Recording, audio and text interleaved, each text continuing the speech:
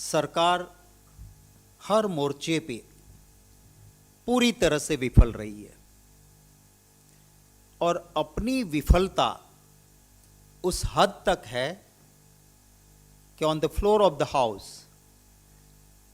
संसद के अंदर विरोधी दल उनकी विफलताओं के सामने सवाल करें, जनता की आवाज उठाएं, तो सरकार मुंह दिखाने के लायक नहीं रहेगी। इसके लिए लोकतंत्र का गला घोंट के कोई ना कोई षड्यंत्र किया जाता है कि जिससे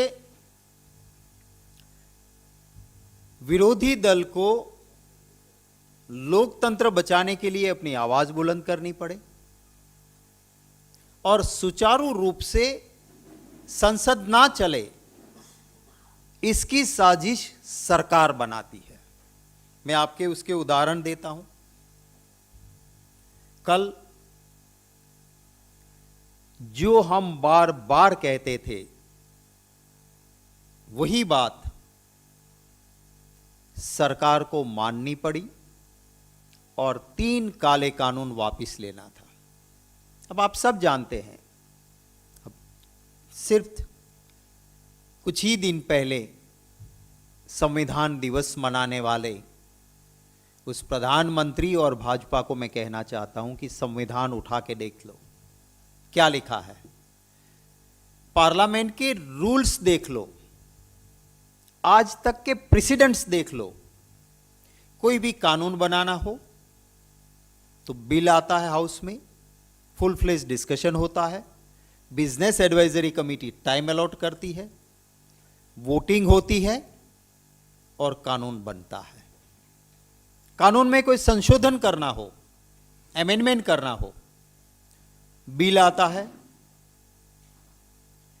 बिजनेस एडवाइजरी कमेटी डिस्कशन का टाइम अलॉट करती है, फुल फ्लेज डिस्कशन होता है, वोटिंग होती है और कानून में संशोधन होता है। कोई भी कानून रिपील करना हो, खारिज करना हो, तो उस वक्त भी बिल आता है, बिजनेस एडवाइजरी कमेटी डिस्कशन का टाइम अलॉट करती है, फुल फ्लेज डिस्कशन होता है, फिर वोटिंग होती है और बिल रिपील होता है। कल हमने 17 बिल्स, आजादी आने के बाद इस देश में 17 कानून रिपील हुए, 17 बिल्स खारिज हुए। उसका ब्यौरा आप लोगों को दिया कि 17 बिल थे जो रिपील हुए। हर वक्त बिजनेस एडवाइजरी कमेटी ने टाइम दिया, उतना टाइम फुल फ्लेज हाउस में डिस्कशन, उसके बाद वोटिंग और कानून रिपील हुआ। यह परंपरा रही है। अब यह सरकार अगर फुल फ्लेज डिस्कशन करती तो इस देश के सुल्तान मोदी जी, जो अपने मित्रों के पूंजीपतियों के फायदे के लिए मानते थे कि हम तो किसानों को पटा लेंगे, डरा देंगे, दबा देंगे, खरीद लेंगे और मित्रों का फायदा कर देंगे, उस सुल्तान को जगत के तात ने किसानों के झुकाया था और उसकी सारी चीजें, चिट्ठा उसका खुल जाता। तो इसलिए हाउस में विरोधी दल को मौका ना मिले, हाउस सुचारू रूप से चले नहीं, इसके लिए कल कैसी बात की कि there will be no discussion, farmers law repeal होंगे पर चर्चा नहीं होगी। और बिना चर्चा के जब लोकतंत्र का गला घोंटने की कोई भी बात करेगा तो जिनके जिम्मे जनता ने जिम्मेवारी दी है, एक मेन ऑपोजिशन पार्टी और दूसरे विरोधी दल लाइक माइंडेड, सब ने कहा कि ये नहीं होने देंगे।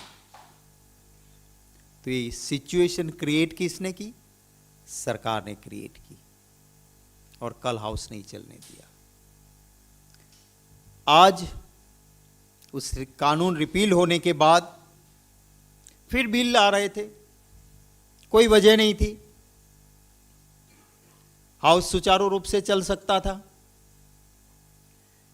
जब लगा कि हाउस चलेगा और कुछ ऐसे कानून जो कॉन्स्टिट्यूशन के प्रावधान के खिलाफ, मैं आपको एक एग्जांपल देता हूं, कल के बिजनेस में था डैम सेफ्टी बिल। संविधान की एंट्री 17 में क्लियर कट लिखा है कि नदियां, बहता पानी, water management with in state उस राज्य का अधिकार है, भारत सरकार का अधिकार नहीं है। वो संविधान की जो भी प्रोविजन थी उसके खिलाफ वाला बिल, उसमें हम हिस्सा लेते।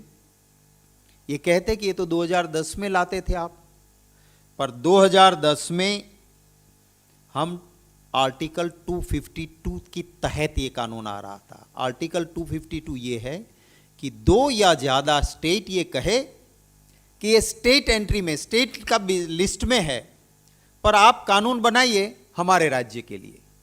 तो भारत सरकार कानून बना सकती है, पर जिन्होंने रेजोल्यूशन पास किया उन्हीं राज्यों को लागू होगा, क्योंकि संविधान एंट्री 17 में वो स्टेट लिस्ट में है। और राज्य चाहे तो अपना विधानसभा में प्रस्ताव पारित करे और सेंट्रल एक्ट को स्वीकार करे। बाकी स्टेट एंट्री 17 के तहत राज्य का अधिकार है, सेंट्रल कानून नहीं बना सकता है। तो हम ला रहे थे आर्टिकल 252 की तहत। इन्होंने वहां से हटा के सारे देश के लिए भारत सरकार कानून बनाएगी वो लाना चाहते थे, उसमें चर्चा होती। इस सरकार डरती है कि हाउस सुचारू रूप से चलेगा तो हमारी धज्जियां उड़ेगी। तो इसलिए क्या किया,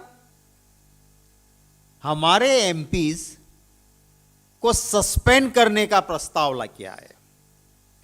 आपको ताज्जुब होगा कि कल के दिन के कृत्य के लिए नहीं, अब पार्लियामेंट में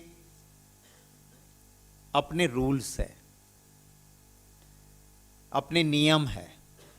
उस नियम के तहत अगर कोई अनरूली मेंबर होता है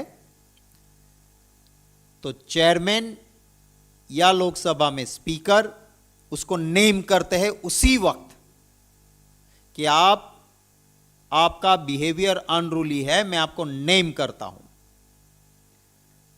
नेम करने के बाद मेंबर की हरकत अगर फिर भी अनरूली रहती है और मेंबर नहीं मानते हैं तो फिर उसी वक्त पे रेजोल्यूशन आता है मेंबर का सस्पेंशन का। पर कब? जब हाउस के सामने बिजनेस चलता हो। कल क्या हुआ? कल कोई नेमिंग नहीं था, कल कोई अनरूली बिहेवियर उस वक्त पे मेंबर्स की नहीं थी। जिस मेंबर्स के कुछ के नाम लिए वो तो कल हाउस में भी नहीं थे, और उसके लिए लाए कि पूरा ये सेशन उसको सस्पेंड के निष्कासित किया जाए। ये कंप्लीटली आज तक के प्रेसिडेंट्स आप देख लिए, पार्लियामेंट का आज़ादी से लेके आज तक भाजपा वाले दिखाए एक बार भी किसी भी सरकार ने ऐसा काम किया हो। और आप सब काफी पत्रकार मित्र पार्लियामेंट को कवर करते हैं। राज्यसभा टीवी उस वक्त पे था, अब तो उसका गला घोंट के संसद टीवी के साथ मर्ज किया। उसका लाइव जाता है, उसमें आप देख लीजिए। कुछ ऐसे मेंबर्स हैं जिनको उस वक्त पे नेम किया गया था। लाइक मैं कहता हूं पंजाब से बाजवा जी है हमारे, उस वक्त पे नेम किए गए थे, पर कल के सस्पेंशन में नाम उसका नहीं है, क्योंकि किसान के लिए बाजवा जी सस्पेंड होते तो पंजाब में उसकी नाम ना होती।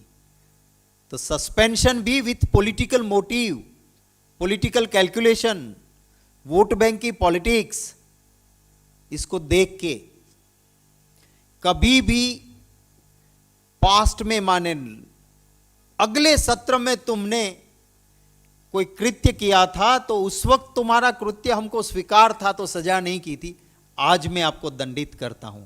क्या कोई कानून ऐसी परवानगी देता है क्या? संभव ही नहीं है, ना आज तक कभी हुआ है। पर ये नहीं चाहते हैं कि पार्लियामेंट सुचारू रूप से चले। अगर हाउस चलेगा तो हम पूछेंगे कि आप कहते हो कि माफ कर देना, तो गलती की है आपने, माफी तो तभी मांगी जाती है जब गलती की हो। तो आपकी गलती थी और 700 किसान शहीद हुए, वो आपकी गलती की वजह से हुआ। तो 700 किसानों को, परिवार को मुआवजा दो, हम मांग करेंगे। हम कहेंगे मित्रा मोदी जी, आप गुजरात के मुख्यमंत्री थे, उस वक्त की ये वीडियो है आपकी, और आपने कहा था कि एमएसपी कानूनन होनी चाहिए, और अगर लीगल फ्रेमवर्क में एमएसपी नहीं तो उस एमएसपी का मतलब नहीं है, कानून एमएसपी पे होना चाहिए। वो गुजरात के मुख्यमंत्री के तौर पे मोदी जी की बार बार मांग की वीडियो है। आप भी अपना थोड़ा आर्काइव जांच करोगे तो आपको भी मिलेगी, नहीं मिले तो हम भी दे देंगे आपको। ये बात हम करेंगे कि जब तब थे तब तो एमएसपी कानून में होना चाहिए, अब आप क्यों नहीं दे रहे हो, वो बात को सहन नहीं कर पाएंगे। हम कहते हैं कि डिजास्टर मैनेजमेंट अथॉरिटी एक्ट है, और इस कानून के तहत 4 लाख रुपए का मुआवजा जो भी कोरोना में डेथ हुई है उनको मिलना चाहिए। यह आपका डिजास्टर मैनेजमेंट अथॉरिटी एक्ट कहता है। आपका खुद का, माने मोदी सरकार का मार्च 20 में निकाला हुआ सर्कुलर भी है कि कोरोना की डेथ होती है तो 75% सेंट्रल और 25% स्टेट, जो कि प्रावधान डिजास्टर मैनेजमेंट अथॉरिटी एक्ट का है, उसके तहत 4 लाख का मुआवजा कोरोना में मृत्यु वाले परिवार को देना है। मेरी पार्टी की जहां सरकारें हैं, चाहे राजस्थान है, चाहे छत्तीसगढ़ है, चाहे पंजाब है, हमने कहा है कि हम 4 लाख रुपया मुआवजा देने के लिए तैयार है। आप 75% रिलीज करिए, 25 हमारा रिलीज होगा डिजास्टर मैनेजमेंट अथॉरिटी के तहत, और 4 लाख का मुआवजा मिलना चाहिए। वो हम पार्लियामेंट में उठाते, ये हम ना उठाएं इसलिए हाउस नहीं चलने देना है। झूठ के पुलिंदे बहुत बांधे हैं इन्होंने। हमारे कंधों पे एक जिम्मेवार ऑपोजिशन के नाते जनता की आवाज उठाना वो हमारा फर्ज है, हमारा धर्म है।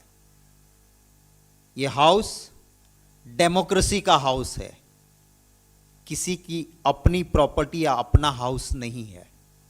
ये लोकतंत्र का गृह है, किसी के वारिस में मिला हुआ अपना बुरखों का ये गृह नहीं है। लोकतांत्रिक तरीके से गृह को, हाउस को चलना चाहिए, और वो चलाने के लिए कि हम जब बात करते हैं तो वो नहीं चलने देने के लिए षड्यंत्र बनता है। हम हमारा फर्ज, हमारा धर्म बजाते रहेंगे। लाइक माइंडेड पार्टीज सभी को हम साथ रख के लोकतंत्र बचाने की ये लड़ाई लड़ रहे हैं।